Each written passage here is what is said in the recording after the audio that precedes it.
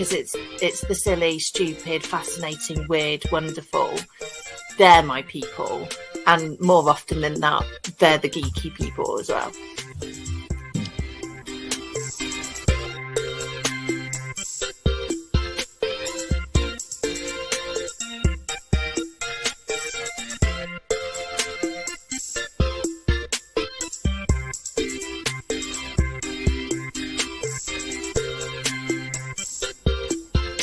I mentioned Betamax. For anybody older, that's the old version of a video cassette. Video cassette is an old version of a DVD. A DVD is an old set of the clouds.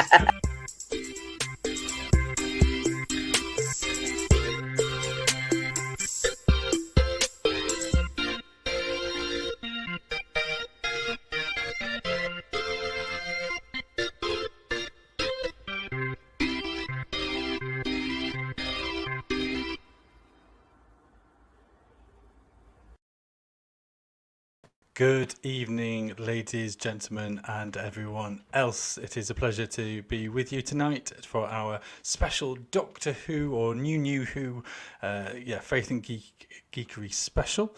Tonight, unfortunately, Becca has double booked herself, so there's no judgment here for me, but unfortunately she is elsewhere, and I hope she's enjoying whatever she's up to, but unfortunately it is just me.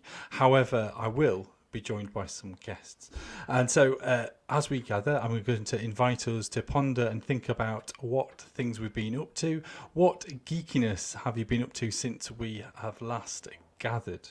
And so that's the question to ponder as we bring on our guests, which first of all is going to be David. Welcome, David. You are a returning guest. Thank you that you've not run away from us. As well as Rich, which first time guest on the show. Thank you, Rich, for joining us. Oh, yeah. And the question kind of goes out to you both of what geekiness have you been up to recently that you're happy to share about on screen or otherwise? For me, mostly all Doctor Who related. Big surprise. So I've been listening to the Jacob Dudman Big Finish 11th Doctor stories, that's mostly Doctor Who stuff. Very good, very good. And you, Rich? Yeah, a bit of that too. I don't know what qualifies, but I bought a peppermint plant quite recently, which I'm enjoying cultivating and making peppermint tea with. Is that geeky? I don't know. Yeah, it feels geeky doing that. So that's my excitement. Definitely. I have been doing something very exciting. I have been fixing toilets, cisterns and flow valves and all that malarkey, which it turns out it was just a problem with a washer. So I cleaned the washer, works fine now, having spent 40 quid on replacing various bits and pieces. But I have also made it look more aesthetically kind of working properly, as in certain pipes were hanging out, which they're going, this is bodged together quite severely. So it now looks flush and, not to mind the pun. Well done. Yeah. To be honest, whenever I do that, I sort of feel like I've been on the repair shop. Whenever I do that, I'm just like, yes. Well, I haven't shared any photos, but from Sam, I've just secured my place at the Nerdy Cafe Shrewsbury event for sci-fi and fantasy on Sunday, the 29th of September. Wow, you've done a geekery thing there and a plug. Well done, Sam. Good opportunity to promote my book, and I think that's the book that we're going to come back to later in our geeky gallery. So well done, Sam. She was on our show possibly 6 months ago, if not longer. But that's fantastic. And anyone else, feel free to share. So we are gathering today, and we'll talk about Doctor Who in a little while, and that's the reason for you to join, that you've been invited on, gentlemen. I've known both of you for quite a few years now, really, from different contexts. So do you know each other? Only through you. Only through me, I was going to say. Well, I was going to say my love and knowledge of Doctor Who has definitely been propped up by you, or rather, I have been propped up by your knowledge of Doctor Who. So I'm very grateful for both of your passions for the subject, and so I'm very grateful that you're available tonight to talk about it. As we gather, as well as talking about geeky things, we also just share a little bit about our the news and geekiness, and I'm just going to play a little video to run us into the next little clip.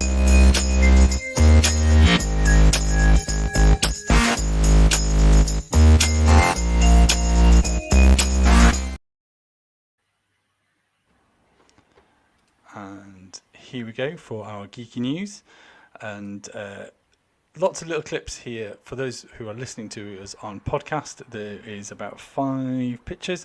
The first is of, and I've already forgotten the lady's name, unfortunately. I want to say Doherty,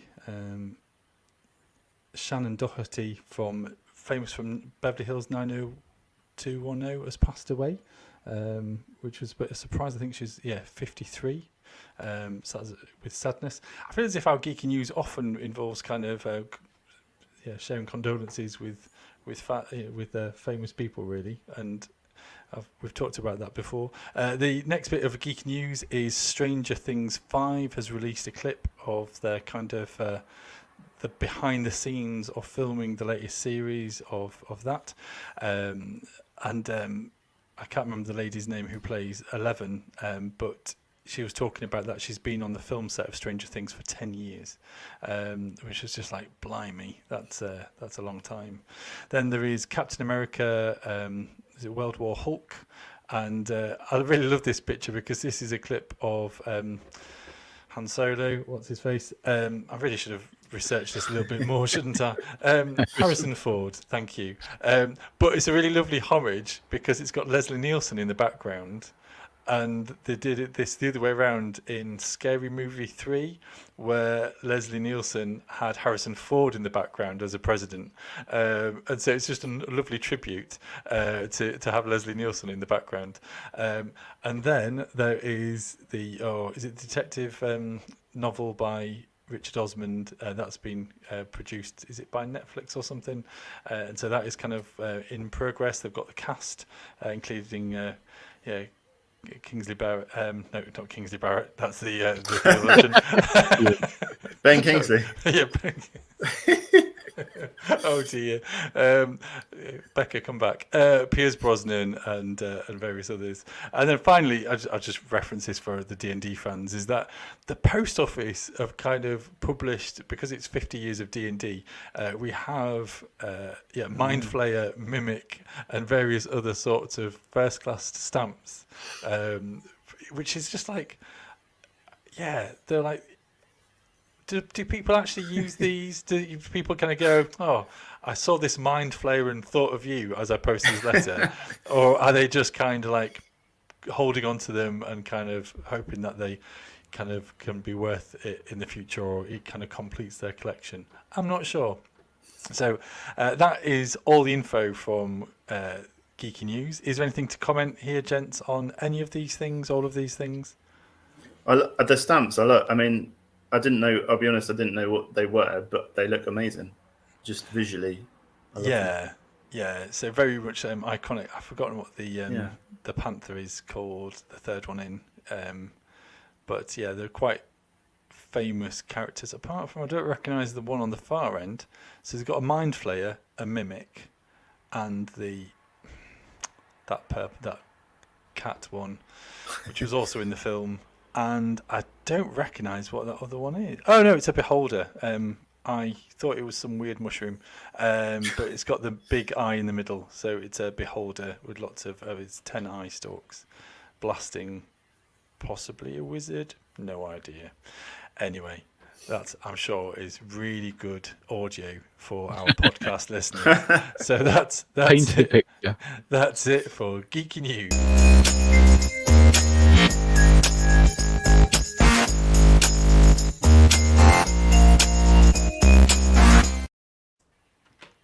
So we come to get to know, just as we kind of lead in towards the subject, we are getting there, honest gentlemen. We are coming to our quick fire bit, and because there's 2 of you, I'm going to be nice and we're going to kind of share the questions between the two of you. So you don't have all 20 between the two of you. You have 10 each, basically. So who would like to go first, starting off the two in the throw-in? Don't mind. Do you want to? Go on then, Rich. You said Right. first. Oh, okay. That wasn't So- where I thought that was going to go. So basically, this is a quick fire just to help people get to know you a little bit better, and you basically choose the one that you're going to keep. So if there's going to be a universe where one of these is kicked out forever, you get to choose which one you hold on to. So say the one that you hold on to, and between the two of you, you've got one pass. So use that one pass wisely. One each, So- or no? One. No, one Oh, between wow. the two of you. That's potentially awkward. So first of all, to Rich, Star Wars or Star Trek? Star Wars. I'd keep Star Wars. Yeah. David, cats or dogs? Probably dogs. Cool. Fish. Yes. Rich, wool or Warhammer? War. Wool or Wool. Warhammer? Oh, wool. I'd keep wool. Cool. David, chips or curry? Curry. Rich, mugs or jugs? There's jugs. David, football or rugby? Football. Easy. Rich, Mario or Sonic? From Mario. David, cosplay or escape rooms? Escape rooms. Rich, ice cream or chocolate? Ice cream. Cool. David, Lord of the Rings or Narnia? Ooh. That is actually a tough one. I'd keep Narnia for emotional reasons. That's okay. Rich, Lego minifigures or painted miniatures? Lego minifigures. David, Pokemon or Transformers? Transformers, sorry. Yeah. Uncool answer, but genuine answer. Yeah. I No, think- quite right. I think the whole room is with you here, whether what viewers or not. Anyway, Rich, squirty cream or custard? Oh, no, squirty cream, definitely. David, board games or computer games? Board games, probably. Rich, cows or horses? Oh, blimey. I'd be wanting to pass that, but I don't know. I don't want to be the one to. I feel awkward using it, so I'll say horses for now. David, Tomb Raider or Indiana Jones? Yeah, Indiana Jones. Rich, tabletop roleplay games or tables? Does that include Sabutio? Yeah, I'll allow that. I'll allow. Yeah, that's Yeah. in that kind of broad. Yeah, let's go with that then. So the roleplay games. Yeah. Cool. David, spaghetti or noodles? Noodles. Rich, radio or podcasts? Oh wow.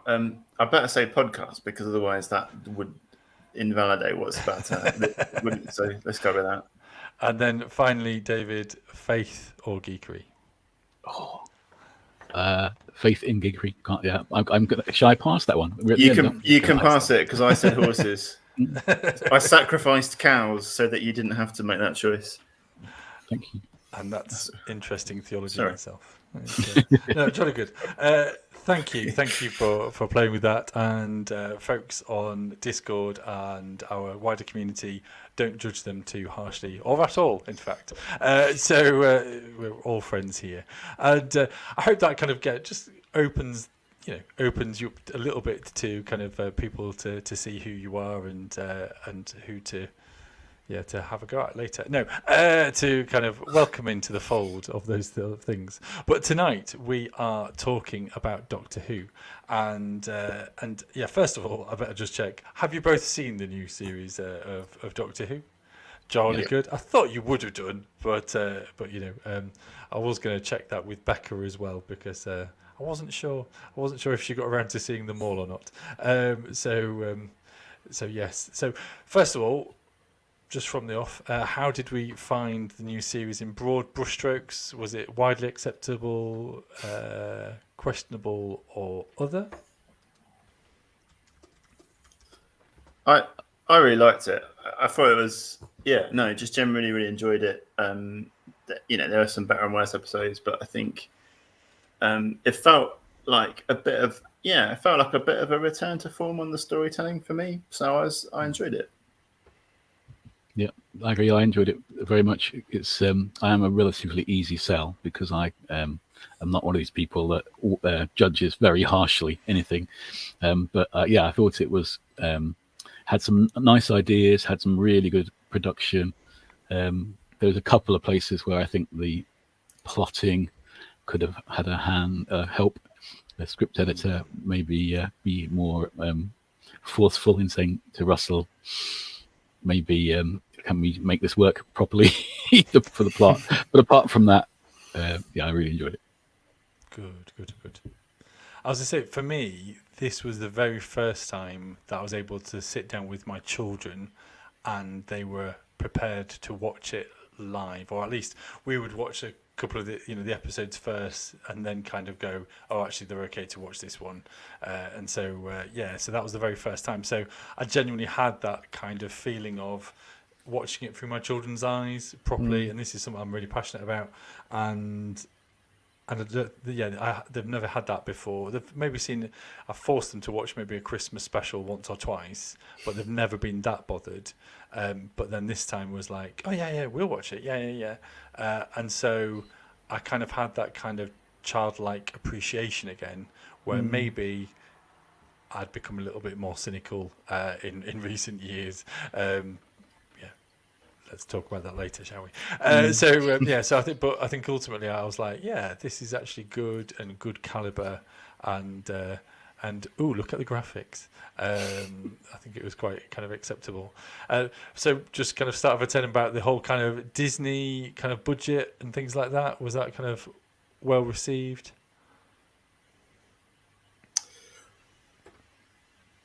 Go on. You were nodding there, David. Do you want to go? Or? Well, I think it's good. Like budget never really matters to me in that I quite like the wobbly set element of old Doctor Who, but actually it is nice not to have to think about it, isn't it? And with cars flipping in some of those early episodes and things, like it just looks good. So yes, it was nice to not have to think about where the string was, or or the walls wobbling when they close the doors in historic fashion. And I don't think they seem to have interfered very much. Like it still had plenty of quirky kind of Britishness. It wasn't like the TV movie where they clearly had been trying to Americanize the production. It did seem like Disney money to Russell and the Welsh rather than American. Yeah, I agree. I think that's right. I think it was nice. It was nice to see some, there's some good practical effects alongside, graphics and stuff. And I think that kind of, I think that sort of continues to be really kind of valuable to help you kind of. I think that does kind of hook you in a way that. But I think there were some where I thought there were some really good things that could only have been done, digitally that were really effectively done. So I really like the aesthetic on the last couple of episodes with the time window when they were kind of revisualizing the church scene. Just really liked the aesthetic on that whole thing, and so I thought that had to be done right, and that was the only way they could do it. And it's really, so some good stuff that worked out really well as a result, I think. Yeah, so the time window thing, it really was projected over, wasn't it, and done in a very kind of very cool way, but it was kind of much more practical than CGI. Obviously, there was CGI in it, but it was very, very cleverly done. So then, do we mention about Ncuti Gatwa and Millie Gibson as well? Well received as Doctor and companion. Yeah, definitely. I think I always think there's a sort of thing about. I've been thinking a lot about the continuity and discontinuity with the Doctor, particularly because of the whole reboot of this is now season 1. So that's kind of made me think a lot about that. but definitely just instantly by Ncuti Gatwa as the Doctor. So like instantly kind of go, this is the Doctor, this is the character that we know, but then also definitely bring in some fresh energy to it. Really enjoyed enjoyed his performance throughout the whole thing, really, actually. Yeah, definitely. Like the impishness he has, you can recognise in Matt Smith or even Patrick Troughton. So like you say, there are some definite touch points to old characterization, but very different, and definitely the most youthful portrayal. So I know other actors have not been necessarily any older, but he definitely acts like a young person as the Doctor, which is nice and different. And absolutely, Ruby as a character is great and really hit the ground running in a way that not all companions do. Really good. Yeah, I thought Ncuti was fantastic, and I think when David Tennant first left, I was like, oh, he's got big shoes to fill, Matt Smith, and then within that first episode of him kind of putting the bow tie on, I was like, oh, you know what, you've aced that, and I felt that kind of same with Ncuti, but pretty much straight away, but alongside and up against the bi-generation of David Tennant's kind of Doctor, I was like, blimey, this is going to be hard work for Ncuti to kind of define himself alongside the legend of David Tennant. But he did it seamlessly, and it was just like, bam, I'm the Doctor, and like, yeah, you are, yeah, you are, well done. And I think he just ran with it, which is just fantastic. And I think Millie, I don't know whether it's just kind of, she was very young, but I think sometimes I was there kind of going, is that the character or is that the acting? I wasn't so sure, but still a big fan of her anyway. But it was a little bit more kind of, I think it took me a bit more longer to warm to her, really. For kind of running into the episodes, were there any of these that kind of stepped out? But the Christmas special, the church on Ruby Road, did we quite like that sort of? I don't know whether we want to go through episodes or if we just want to kind of focus on things that jumped out at us, literally or figuratively. Literally. That's a thought. Yeah. I guess, I don't mind really. I think, I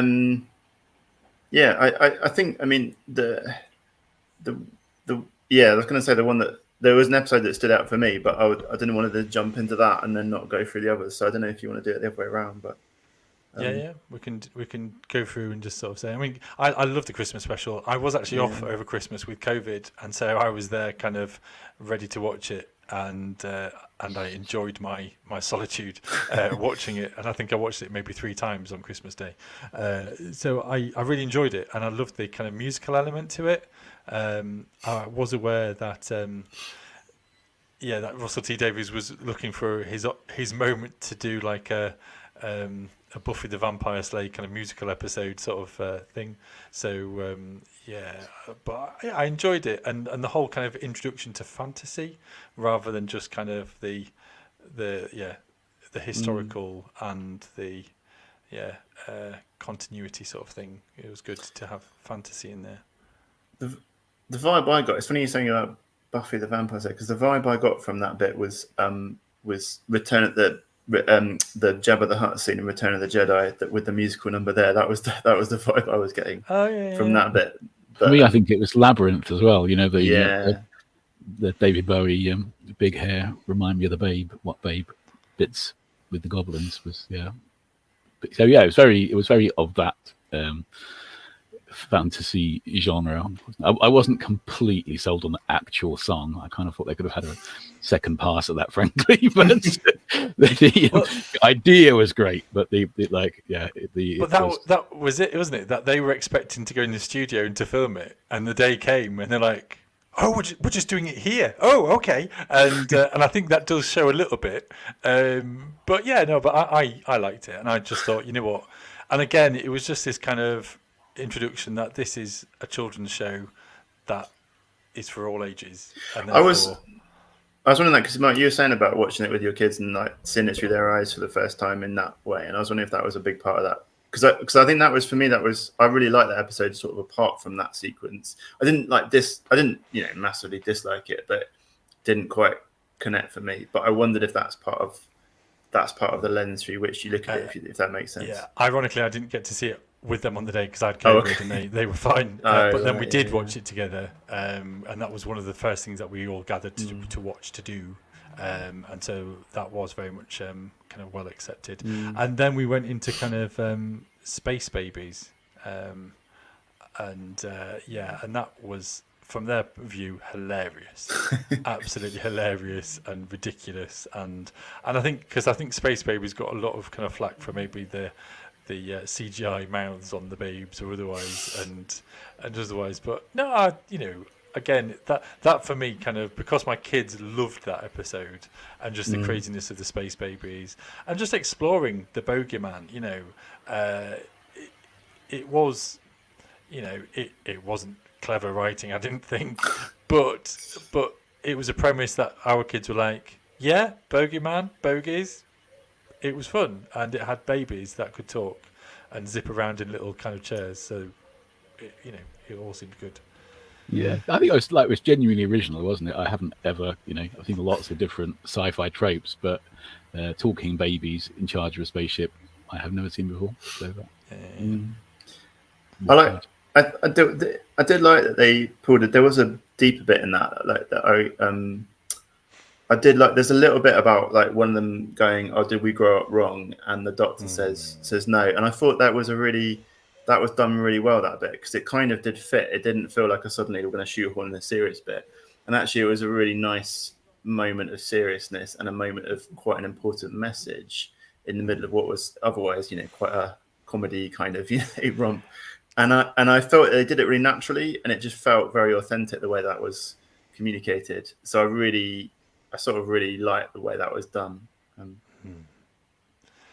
Also the same with the monster, actually, wasn't it? The monster isn't the monster bit was nicely done too. That so easily, it's, oh, that's the baddie, out the window he goes.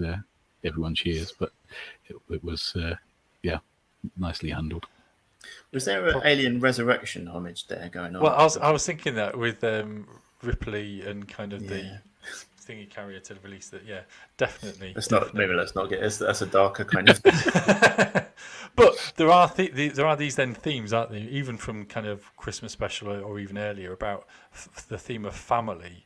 And I don't know whether it's like this kind of the hard reboot of the Doctor, and therefore the Doctor having to retell his story about Susan. Obviously, that kind of plot hook comes in to play later, but there is something here about. And I was trying to work out whether Russell T Davies was there going, "I'll take your famalam and raise you proper family." I didn't know, or if it was just kind of that kind of building on the structures and the themes of family for them to use that later on in the series, or whether it was like Russell T Davies kind of having, I don't know, how long was he away from it, just to kind of ponder and chew over it and see other people try and tackle that theme different. Maybe I'm reading too much into it.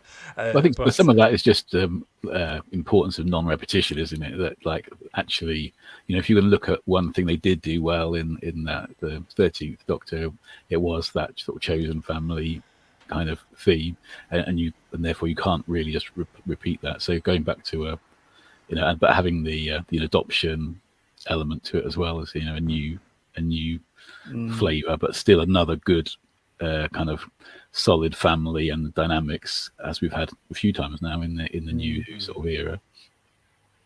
Well, like you're saying, actually, I really, from that first episode, I really like the character of Carla, actually, I think, and I sort of wanted to see kind of more of her. I thought that was she was just, I think, particularly the way that I think there was a kind of moment of connection around her relationship with all the people that she fostered, and then the Doctor's kind of relationship with the Doctor's companions.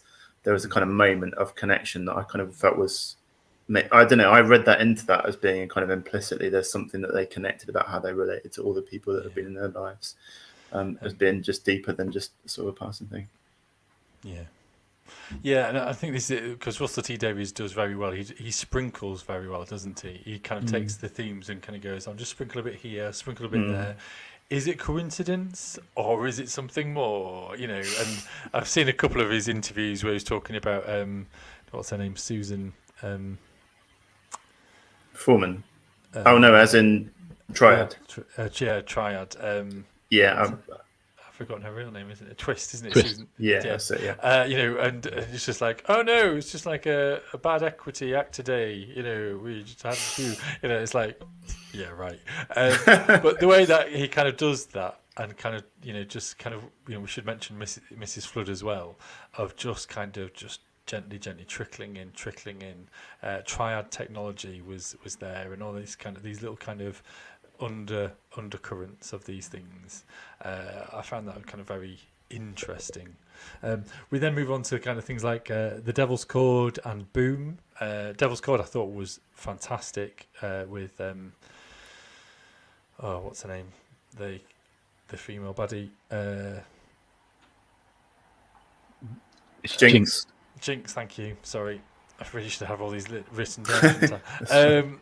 Jinx I thought was portrayed very well and very kind of clever, of kind of the kind of what they call celestials now, is that what they call them, or the these kind of gods, small G gods, yeah.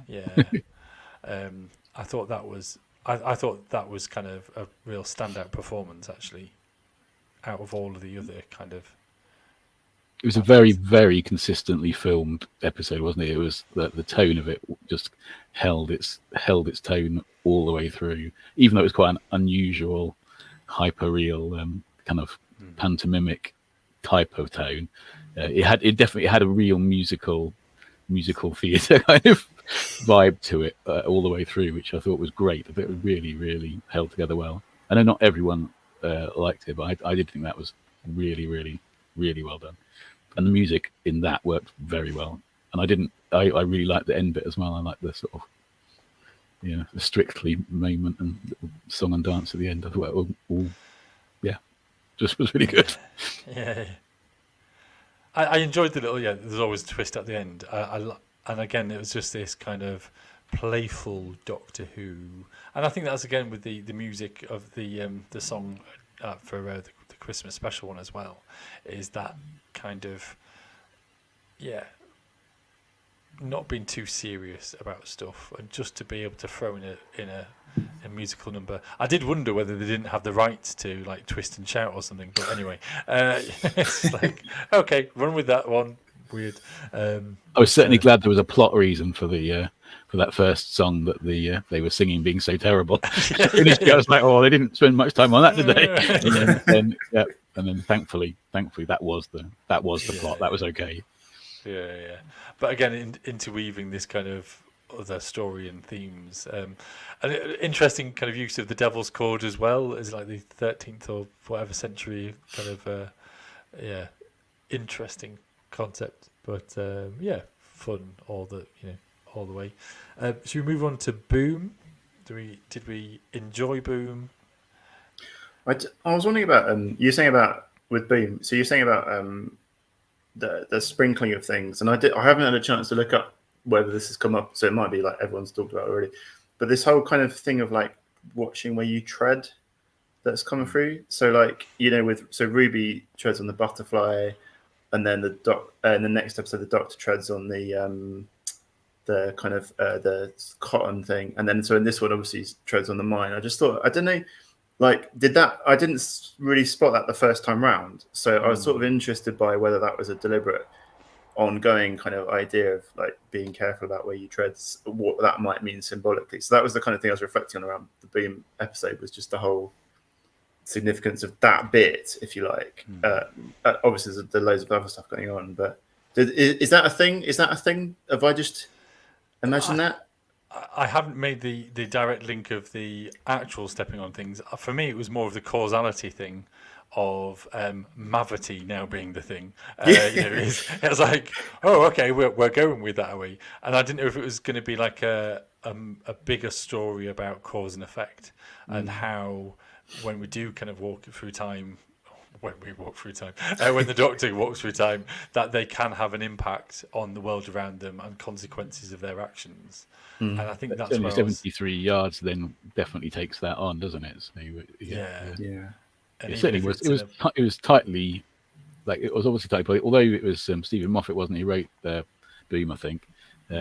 So different writer, but yeah, I wouldn't be at all surprised if it was totally deliberate, the standing on things thing. That was definitely had a really different tone, though, didn't it? It was quite quite dark and very, very, very thoughtful, and obviously very physically constrained, which is quite nice. Relied on talking and could be a theatre piece quite easily, whereas that's not really true of some of the other episodes. I felt as if, I've got to be honest, I didn't actually enjoy Boom. I felt that it felt a little bit, what's the word? It felt as if it was trying to get a BAFTA, and I was just like, okay, you're still on a mine. And then I saw somebody comment and sort of saying, oh, it's not as good as Tom Baker's. And I was like, what? And I was like, Tom Baker, Standing on a Mine, Google search. And I was like, oh, he does. Yeah. He does this. And his companion kind of like puts a rock underneath it, and he steps off it, and he carries on. And I was like, well, Tom Baker dealt with that much quicker. Didn't have to have a whole episode about that. And so I think I was a bit like, it's a nice homage to a Tom Baker kind of, thing. But I don't know. And this for me is where it comes into the kind of faith and geekery realm as well. Is that it felt quite negative towards people of faith and the church. Did he? This is my question. I was sort of trying to get my head around that thing, because as a member of the Church of England, obviously the whole Anglican thing, that I felt that was a really interesting comment about the church being an army, and we might unpack that. But I was interested at the end when it came back to the question of faith, and I was thinking that it sort of seemed to me to distinguish faith as a more positive thing compared to the church, and it's sort of interesting. I think Doctor Who's gone on different waves of that over the years. There are some stories, particularly in the sort of 70s, where there's a kind of clearly kind of debunking something that's mystical or or religious. But then actually there have been some, I think, more in the New Who, there are kind of, you can see they're going to debunk something. Here's a thing that we might believe in, and actually it's a scientific explanation. But there are those moments like with the Satan pit, which I thought they were going to reprieve and didn't, or maybe they did. But there was a kind of sense of, well, we didn't actually know what it was in the end, and I thought it's sort of so there's a sort of nod to something beyond, but equally quite negative. So I thought it was like negative towards the church, but not necessarily negative towards faith. That's kind of how I read it. I don't know what you guys thought. Yeah, I'm not sure it was even. I mean, it could definitely be taken as negative to the church, but I think it seemed to be partly talking about sort of mission creep, isn't it? That as much time had gone past, the idea of church or Christianity had become corrupted. It's a bit like the Salvation Army, isn't it? The idea that the whole point of the Salvation Army is they're not military. That it's exists by contrast to military. But over time, when you just see people in uniform out in the street, people begin to conflate the two. So they begin to think of remembrance and sort of think, oh well, actual military and Salvation Army, and somehow they must be linked. Whereas really, one was kind of almost riffing off the and contrasting against the idea of militarism. So I think I'm quite sensitive to these things, and I always feel like, oh, they're getting at me or getting at us. But then I think, well, actually, I'm not sure they are. I think they're often their criticism is of something that we would actually agree with, of kind of putting your trust in something that has become unreliable, rather than kind of the real heart of whatever's there. There was no real indication that these people still had a relationship with a God who might be real. That's true. It's sort of kind of abstracted from that quite a long way. Yeah, I guess it did kind of emphasise more of the army element, didn't it? Especially when they were kind of going, you came in and you're expecting to find somebody, and you kind of laid everything down for them, and it turns out, and I guess it was very much more towards the culture of profit and the profits of war and things like that. So I think there was definitely that message that resonated, and I was happy with. It was just a kind of back off, the faith element of it. People faithfully doing things, even if it is kind of through misfaith or but I did find kind of boom an interesting one.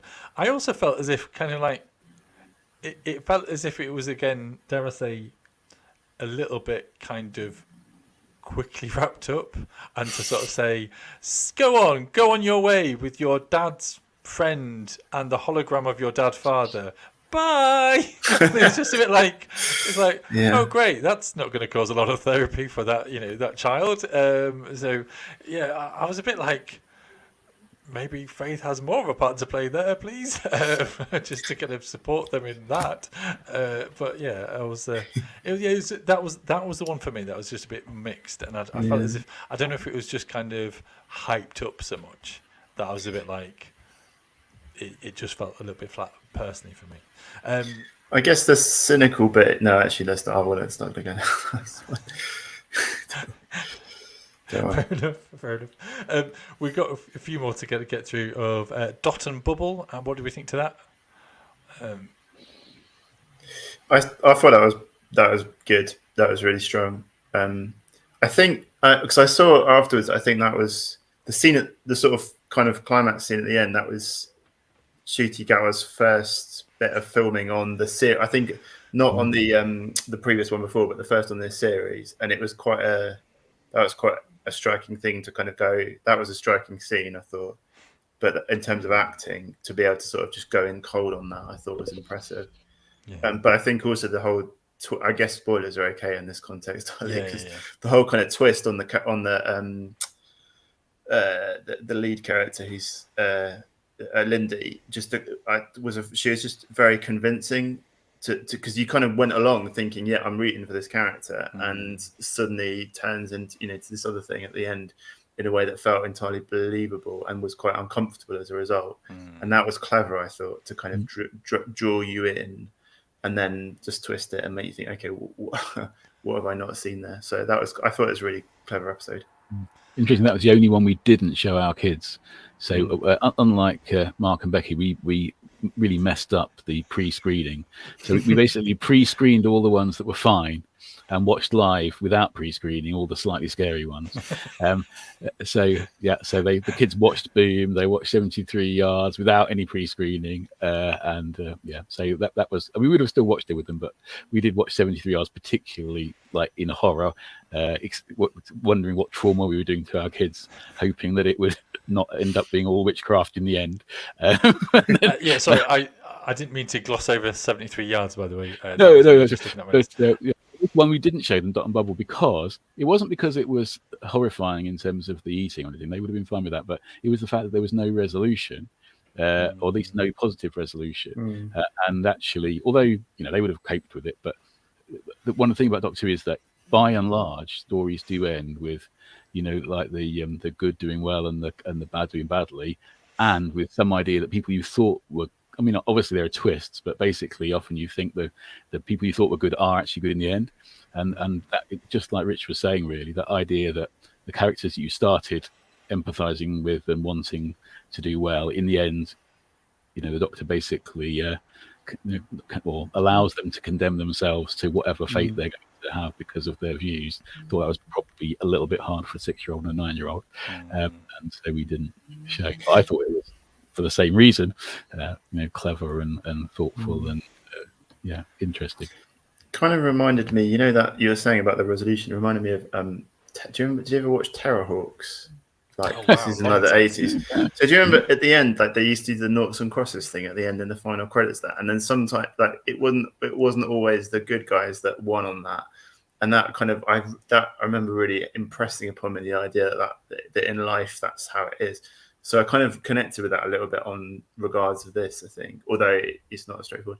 But the resolution, because we sort of didn't do 73 yards. And the thing that no, but like just the whole, that was the thing that was a standout one for me, was 70s, because I really enjoyed it and also didn't have the faintest idea what was going on. And I think it was the first time I've watched something without a resolution, like a TV thing without any kind of resolution or clarity, where I sort of didn't mind, and I was kind of content to live with not really knowing what had happened. And I just, part of my reflection on that was like, to live with a lack of, like, to kind of, that life doesn't always bring resolution, and therefore, can you create that experience in a drama where you can kind of feel like you've satisfied by the experience, but there's a lot of mystery at the end of it. And that felt, for me, that was really interesting, because I just felt like actually that's what life is like. Not like that literally, but I thought it just, so I was just fascinated by that ability to kind of tell a story. I was going to say, Rich, who is that person behind you? About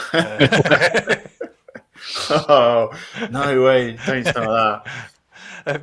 I think for me, the only thing I struggled with, we didn't show the kids it either, because I was kind of going, I don't know if it will frighten them or not, because it seemed that unending kind of element to it, and it didn't feel that the formula was unfinished for me. And I was going to be coming away with a lot of questions and not be able to answer them for the kids. But I also felt that it for me, it felt a bit broken. And I know it wasn't like about Shooty's scheduling was still kind of an issue. So that's why it was Dot and Bubble. And I think that one was where he was had very limited time on set. But I was there kind of going, but he stood on the thing. Why is she being punished for him standing and breaking the circle? Why is she seeing the person... what was whispered at the very end? It was like, your friend broke the circle, naughty them. I was just like, why is she being punished for his actions? And why is that? And so, I think this is where I was just a bit like, what? It doesn't make sense. And then whether it was a pocket thing anyway, how did she, and that was it. There's just like, there's a number of little bits where for me I was like, I don't know why this makes sense or doesn't make sense, or it didn't make sense. Like, it was properly unsettling, wasn't it? And the acting was great. Like the concept of people you trust suddenly doubting you, or like hating you and being terribly suspicious of you. That was really, the idea that your mum would flee you and all that was, and Kate Stewart as well for the Doctor Who geek. You can't trust her. Who can you trust? Well, who was it? I'm fairly sure somebody it may have been Becky, kind of going, surely they should get Unit in. And the very next moment is like, oh, there's Kate. There she is. there's Unit coming in. Right. That must have been unsettling in itself. Like, they should get Unit in. Unit. Am I writing this story as it happens? Yeah. Do we move on to Rogue? Do we like that? Yeah, I enjoyed that. I did. Yeah. Go on. Sorry, David. Sorry. No, I was just going to say, I did. I really enjoyed that, but it was really simple, wasn't it? Like, you could write the plot down in about 2 sentences. Arrive, beat the baddies, go away again. It was like, when you actually unpick the plot, it was definitely a there is a threat, press button, threat goes away, which is the criticism of Russell T, isn't it? There wasn't actually any plot, but the whole Jonathan Groff kind of relationship, if that's the right way to call it, or interaction, was just great. Really, good acting and well sold. And it was interesting. Kind of, I hope they've set it up so he comes back, because that it was fun. So I enjoyed it. Really good fun. For me, I was thinking either they're setting it up for his return or Big Finish audio series of Rogue's Journey. It was a bit, but I did feel that. I don't know whether it was just because it was Jonathan and everyone was there going, and we've got Jonathan on set. He can go. He can run with it. It felt. I don't know if it was just felt a bit like, and over to him now. But I did like the, I liked their interactions with it. My children loved Kylie Minogue can't get you out of my head moment on the ship, and my daughter for the following week just kept on pretending to put a sonic screwdriver up in the air and started kind of wiggling to that. So it was just hilarious, So I think the family loved it, and they kept on talking about that owl woman on TV. I was like, oh right, yeah, Doctor Who. It was good. It was enjoyable. It was silly. It almost had like a family of blood kind of that's theme cool for me. But again, it felt. I don't know if it just felt a little bit kind of condensed and a little bit kind of colour by numbers Doctor Who, but it was done very well.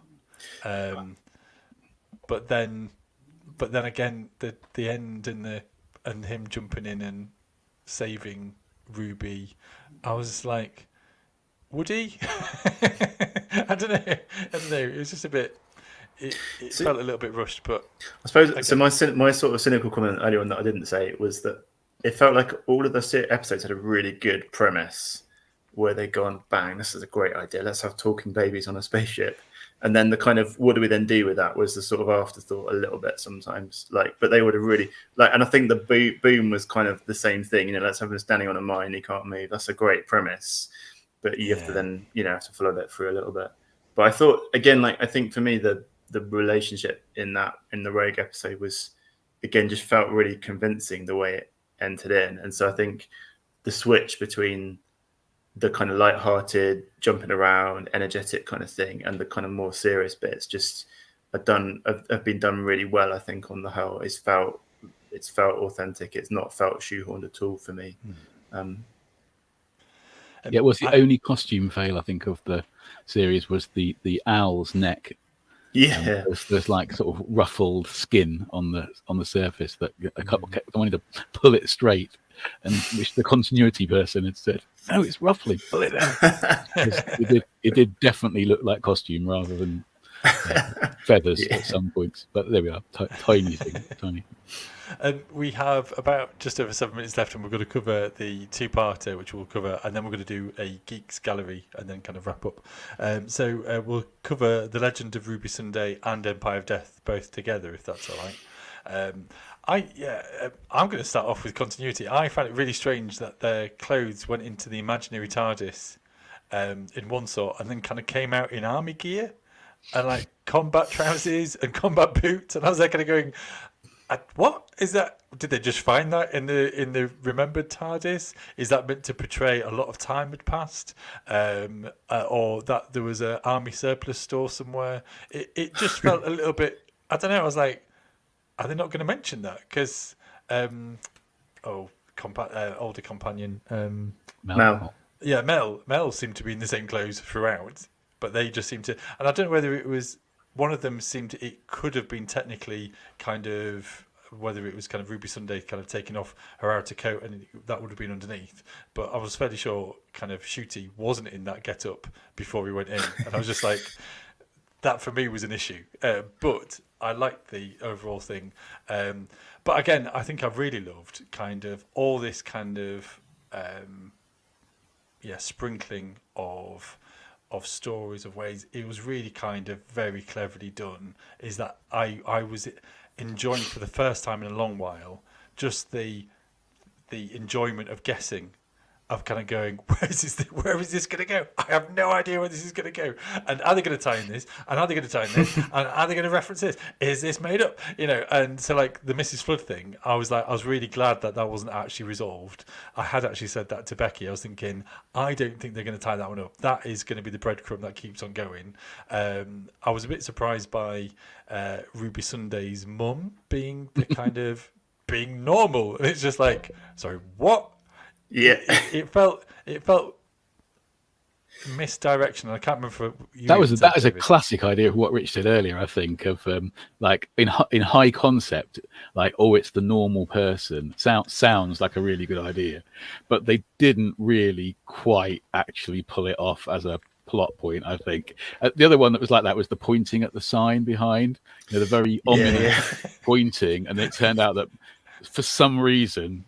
There's pointing at a street sign that in some way was supposed to imply to somebody that this is what the child should be named, but nobody like that.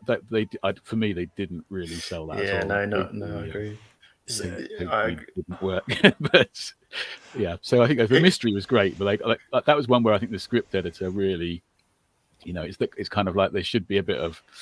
Yeah, we're really building up to that, and then we don't quite pay that off. They just need to kind of get some of those details a bit more. It wouldn't have taken much to put something else that she was pointing out that would have made more sense.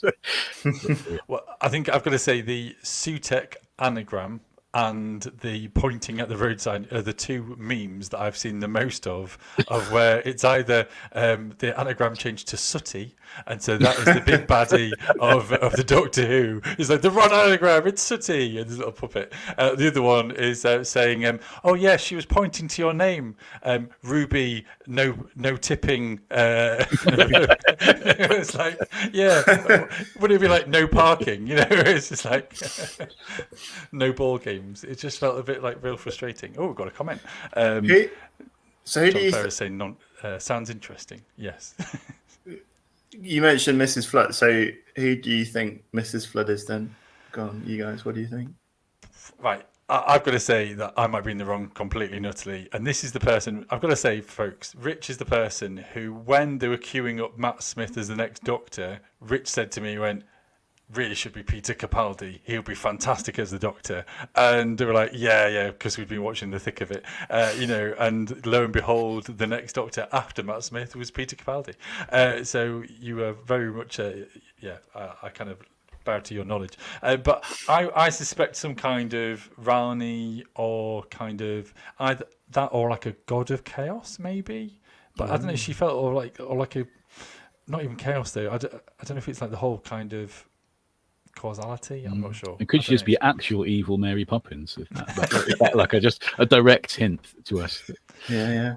But yeah, because she seems to be cosplaying the companions, doesn't she? Did you come across this? I've heard this. I didn't. It was you that mentioned that she looks like Mary Tam's Romana in that fur coat. But I not at all thought that myself until it was pointed that out. one was sort of more distinctive. Are there others then? I hadn't really sort of. Well, basically, she looks a little bit kind of wearing a top with a kind of the collar looking like Clara, but then she's in a body warmer like Rory, and I can't remember if there's another one. But I've also seen online was she wearing the meep at the end? Because was that the kind of result of kind of portraying her boss, and is she the big bad boss of the meep, etc. So I just don't know. But I still feel as if causality was in effect when she first saw the TARDIS and she was complaining to the neighbour. And then by the end of the episode, she then said, haven't you seen a TARDIS before? And so was she just playing a character throughout? Or was there some sort of causality here? And in Ruby meeting the Doctor, it has changed her life path to become something more sinister or something more evil. I don't know. Yeah, good question. I am aware of time. Are there any last kind of comments to say about Doctor Who? Anything that we haven't touched upon? We can run over by a couple of minutes, but anything that's kind of on your heart to share about? I guess the only thing I've been thinking about that I mentioned just briefly about this kind of continuity and discontinuity thing. I've been thinking a lot about, and kind of, I guess just because it kind of reflects, I think, a lot of what I've been thinking about like being human, like the kind of on the one hand, the idea of looking for a sense of kind of stability in ourselves, but also we like, the idea of being able to reinvent ourselves. And I've just been reflecting a lot on the kind of way in which the character of the Doctor kind of echoes that sense of being someone who changes, but there is a kind of continuity. And that's an unfinished thought. It's a kind of, but because of the reboot to sort of series 1, but also a lot of the throwbacks that have been there, obviously the C-Tech going back to Tom Baker, I've just been thinking a lot about that. So that's kind of what this series has sort of got me thinking about a bit. I think for me, Doctor Who has always been a case of reimagining for the new generation, and I think that is a challenge for the church. I think is about faith and re kind of adapting and reimagining what is church for the next generation. personally. David, anything for yourself? Yeah, I haven't anything anywhere near as wise as that, but I do think that the one thing I really like about the Doctor, and I think why it does appeal to quite a lot of people of faith, and as well as the LGBT kind of issues as well, is the way that the Doctor just is. Like wherever they are in the universe, kind of they just bring their own selves and their own kind of consistency, and they're not really molded by what's going on around them, the places they land in, and the fact that it can, like Rich was saying, things can change a lot in the situations they're in, but they kind of bring their authentic self to that place. So that's my only thought about that, really. Fantastic. We are coming to an end. We've just got our Geeky Gallery, which is just a quick moment to bring up some things that people have shared. And this is my moment to also share with folks at home or wherever you may be about our Discord community. If you want to be part of the chat outside of the live stream and the podcast, then please do there's a link wherever you're finding us, or there should be, to our Discord community, and this is where people have been shown what they've been up to. And so I think that's Gareth has been showing about Sagada every day on an app. I have not seen what the app is or otherwise, but it looks fun, and he's ranked number 70. So that's pretty cool. Becca is a trip to London and a wandering to Waterloo Arches. A picture of Brandon, I believe. I haven't had permission for Brandon to have this in this AI. I don't know. An interesting one of him riding a raptor has been quite fun, as well as like a draft side quest bar and otherwise. Sam referenced a book. I believe it's Hair Book. Hair Book that she's written, Fractures in the Body of Magic, Sam J. Paddison. So well done, Sam, for that. And I was just going to show a little picture because we should really mention the Euros and that we didn't win. I wasn't surprised, personally, but we went into Marks and Spencer on Sunday afternoon just for a couple of bits, and the chap kind of came up to me. I was wearing my dog collar, and the chap went, "Do you like football?" And I was like, no. and he was like, looked a bit in rejection. I was like, oh, but my children do. And he went, would they like some stickers? And we're like, yeah. And he was like these Panama kind of panini, what the panini, whatever ones. Panini. And he basically gave my children a massive box of 160 packets of these things. And we're like, there you go, kids. And I think they were meant to kind of give them away running up to the Euros final, and then basically there was a massive crate of these left over, and so they're just trying to frantically give them away. And so our Sunday afternoon suddenly became sticking in all of these stickers. And as we walked out the shop, I said, should I get an album? And Becky was like, no, it's fine. And we got halfway down into the car, and the kids are going, I think there's over 2,000 stickers in this. And I was like, oh my gosh, right. And so Becky's like, let's just head out and get a sticker album, shall we, from the other M&S a little bit closer, and then sold out. And so we had to then buy another album just to put the blooming stickers in that we got for free. But I thought I would just briefly mention, as well as have a bit of counselling for these kind of Euros, Euro stickers. And I thought they did a valiant job. I thought they tried, and it's sad to see that Gareth Southgate has stepped down. Maybe that is a spoiler, I'm not sure, but he stepped down as manager, and but yeah, they tried, and I think that's all the best that they can do, really. But that is the end of Geeky Gallery, and I think that is also the end of our time together. Thank you for watching, for listening. Thank you, David and Rich, for coming on and being willing to chat about Doctor Who. I hope you've had a fantastic time. Is there anything left to finish on, say, or otherwise in conclusion?